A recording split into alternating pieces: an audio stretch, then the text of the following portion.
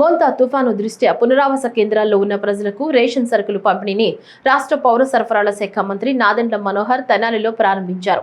పురపాలక సంఘం పరిధిలో చంద్రబాబు నాయుడు కాలనీలోను, తెనాలి మండలం పెదరావూరు గ్రామంలో తుఫాను దృష్ట్యా పునరావాస కేంద్రాల్లో ఉన్న ప్రజలకు రేషన్ సరుకులు పంపిణీని రాష్ట్ర ప్రభుత్వం ప్రారంభించడం జరిగింది.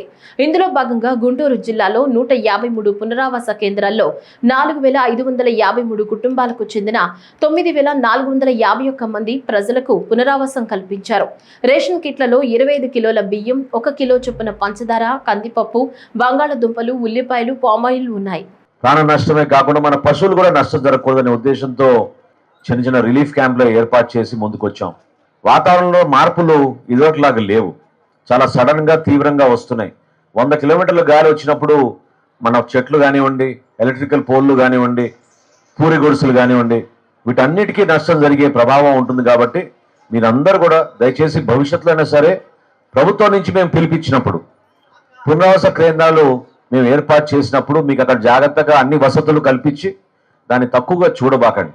అభివృద్ధి కార్యక్రమాల్లో ఎక్కడ కూడా మేము వెనకడుగు వేయడం లేదు.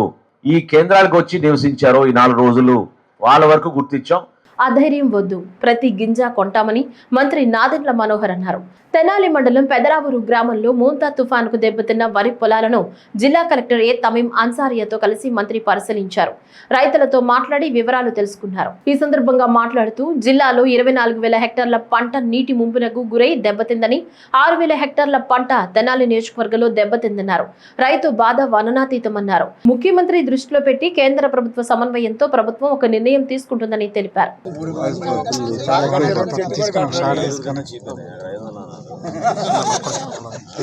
The only way you can save